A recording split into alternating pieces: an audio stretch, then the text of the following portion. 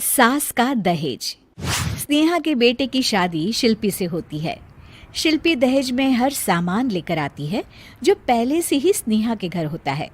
ये सामान स्नेहा के पापा ने उसे दिया था। अरे शिल्पी, मेरा टीवी क्यों हटाया? क्यों हटाया मतलब?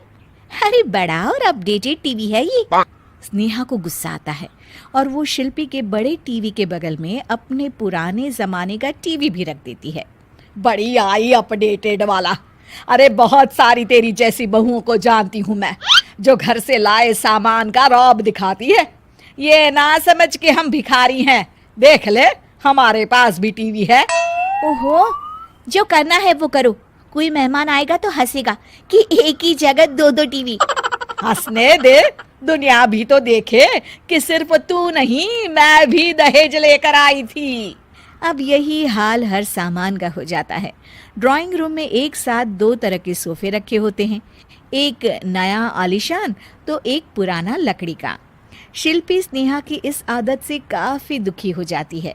एक टीवी पर रामायण चलती है तो बगल की टीवी में फिल्मी गाने, किसी को किसी की आवाज भी सुनाई ना पड़े वैसे।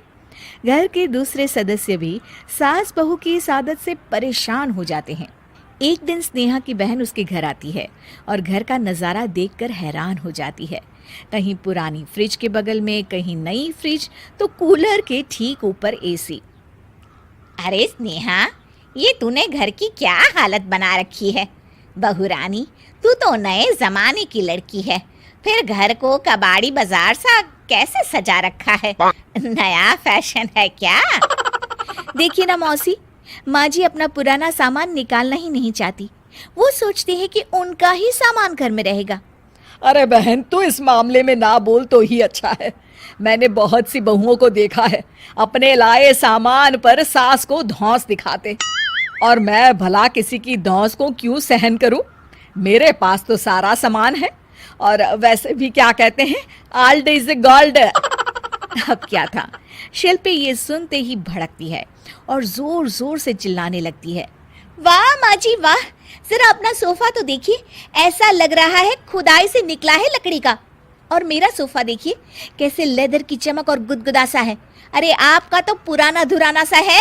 शिल्पी देख, मेरे पिताजी ने जो दिया है वो उनकी निशानी है, उसके बारे में मत बोल। तू तेरा सामान ले जाकर अपने कमरे में रख ले। क्यों क्यों? मैं अपना सामान क्यों कमरे में रखूं? और जो मेरे ससुराल आए वो यही कहे, ओ कितना ओल्ड फैशन घर है। दोनों की बहसा बहसी में मौसी सर पकड़ लेती है। तुम दोनों जब देखो तब लड़ती रहती हो। मैं तो चली किचन में बादाम का शरबत बनाने। सुन, बादाम का सिलबट्टा जो मेरी माँ ने दिया था उसमें पीस लेना। तो शिल्पी बोल पड़ती है, मौसी कसम है आपको, आप मेरे पापा की दी मिक्सी में ही बादाम पीसिएगा।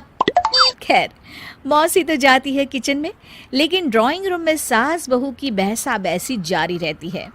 तभी शिल्पी को गुस्सा आ जाता है और वो अपने पापा के दिए सोफे पर जाकर जोर से बैठती है, लेकिन तभी सोफा जोर से आवाज कर टूट जाता है। हे भगवान, ये क्या हुआ? ये सोफा कैसे टूट गया? बेटा, अब समझ में आया ओल्ड इज गोल्ड क्यों कहा जाता है। टूट गया ना तेरा सोफा। तभी किचन से जोर से आवाज आती है और मौसी काली पीली होकर किचन से बाहर निकलती हैं। शिल्पी, तुम्हारी कसम के चक्कर में मैंने बादाम के लिए मिक्सी का उपयोग किया था, लेकिन जैसे ही प्लग ऑन किया, अरे मेरा ये हाल हो गया। और भरोसा करो आजकल की चीजों पर।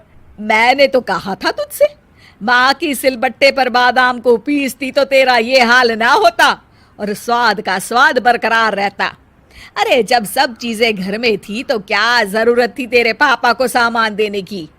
वैसे भी बहू, आजकल दहेज वही मांगता है जिनकी खुद की काबिलियत नहीं होती। आप ठीक कह रही हैं माँ जी।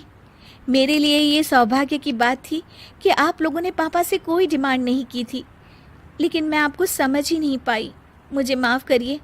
अब इस घर में नई चीज़ तभी आएगी जब पुरानी खराब हो जाएगी।